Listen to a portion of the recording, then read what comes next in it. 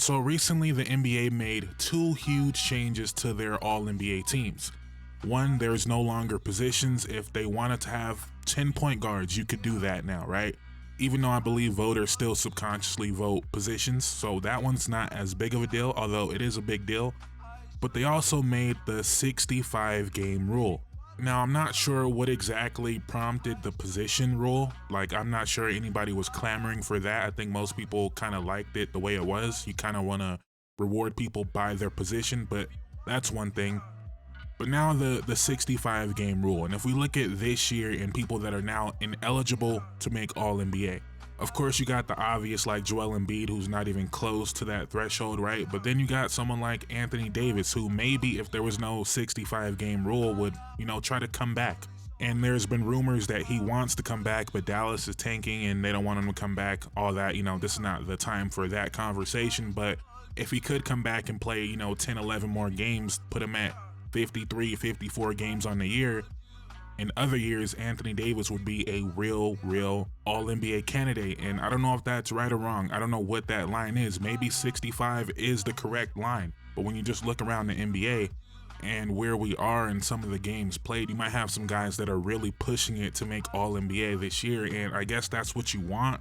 But at the same time, that's not what you want. Someone like Giannis now is at 58 games. Milwaukee has 12 games left, so that means Giannis would have to play in 7 of the last 12, which is not a big deal, but they also have 2 more back-to-back. So let's say they want to sit Giannis for a back-to-back coming down the stretch. Then you only have 3 games to play with, and Giannis sprains an ankle, misses 3 games, and now he's not All-NBA. I don't think that's the intended consequence of the All-NBA rule, and I know that's a specific occasion I'm making up in my head.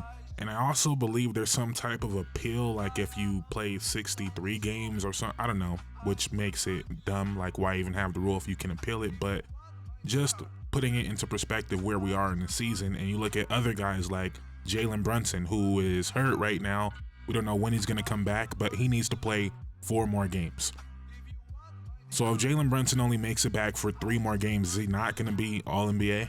Then you got the old guys in Steph and LeBron that are gonna make it. Probably they're gonna push through and get those games, but maybe not the Warriors because they need these games anyway, so Steph will probably be playing anyways. But someone like LeBron, he needs 6 more games coming off of a growing injury, and they have 3 more back-to-backs.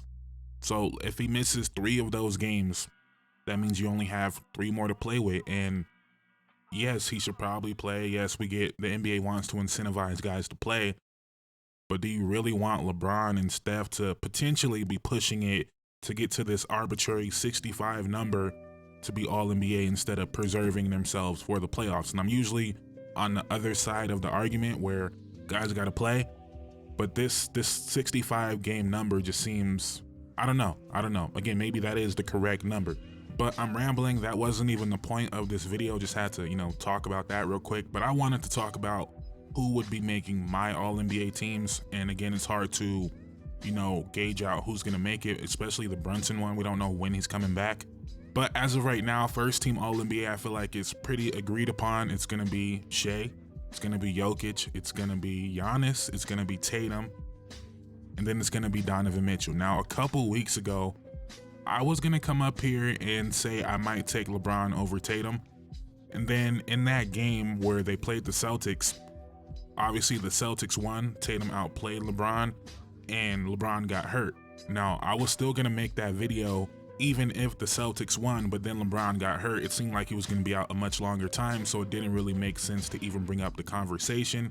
But since that, obviously LeBron's been out and Tatum has been amazing. Of course, he's been amazing all season, but it kind of lost any momentum of LeBron taking that first team over Tatum.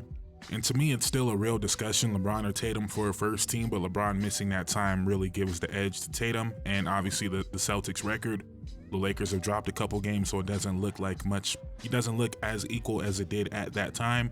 But yeah, let's give it to Tatum there. And then on the second team, first guy is going to be LeBron for me. And then it gets really difficult, and I'm trying to do it not accounting for positions, but like I said earlier, it's hard to do that, like just historically and how our brains are trained to work when we talk about this. But it's really, right, it's LeBron, it's Brunson. Those 2 guys are locks for me. But then I have 4 more guys for 3 spots. I have Cade, I have Anthony Edwards, I have Cat, and I have Evan Mobley. And I have to leave out one of those players. And I think the player I'm gonna leave out is Cat, but am I doing that because of public perception of Cat? Do I really believe Evan Mobley is over Cat? Do I really believe that? I don't know. But for now, that's what we're gonna do. So second team is gonna be LeBron James, Jalen Brunson, Cade Cunningham, Anthony Edwards, Evan Mobley. So then the first guy on the third team for me is gonna be Cat. Second guy is gonna be J-Dub. Then I think we're gonna go Jaren Jackson Jr.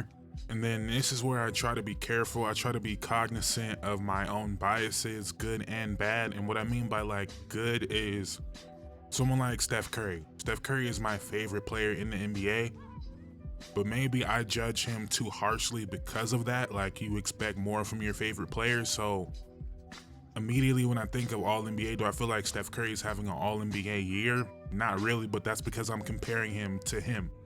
So we're gonna do that. Maybe I'm overthinking it, maybe he shouldn't be, but we're gonna put in Steph Curry in third team All-NBA, which leaves me with 1 spot left.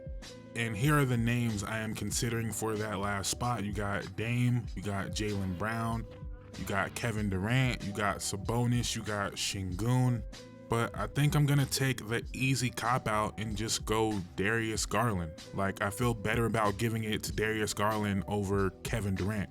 And I don't think Darius Garland is actually gonna make an All-NBA team, and he's kind of being punished for his team being so good because he's only playing 30 minutes per game. I think he's having an extremely underrated year.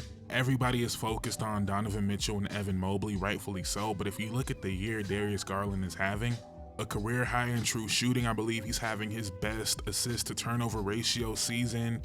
He's having his best 2-point shooting season, but he's only playing 30 minutes a night because they blow everybody out. But if you just look at per 36, I know that's not the way to go, but per 36, he's putting up 24 and 8, and that would be a no-brainer All-NBA season. So I'm gonna reward Darius Garland. I know the voters won't. Kevin Durant will probably be third team All-NBA.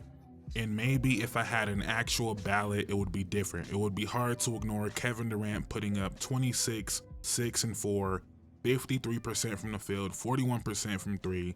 It would just be difficult to ignore that. But everything else going on in Phoenix, I'm not blaming Kevin Durant solely, but that has to mean something. And the Cavs are going to win 65 plus games, and Darius Garland is having an amazing year. So I'm going to reward that. I know the voters are not going to do that. And I'm not saying I'm right or wrong, but everybody else I have on my All-NBA teams are well above 500. The Suns are 3 games under 500, and All-NBA is different than All-Star in that way. You got to reward winning in some way. So to quickly recap, my first team: Shea, Giannis, Jokic, Jason Tatum, Donovan Mitchell.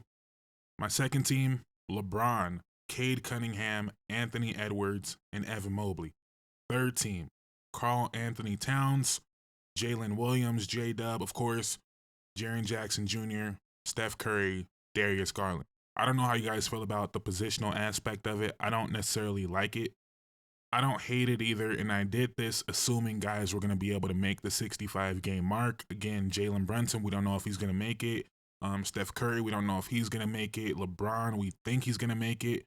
Giannis needs 7 more games. We think he's going to make it. All these guys are 1 ankle roll away from not being an All-NBA player this year. I don't know how I feel about that. Let me know how you guys feel in the comments down below, and let me know if you disagree with my All-NBA list. And what, if anything, would you guys do differently? Let me know in the comments down below. Please like, comment, subscribe. It would mean the world to me. Thank you guys so much for watching. I'm out. Peace.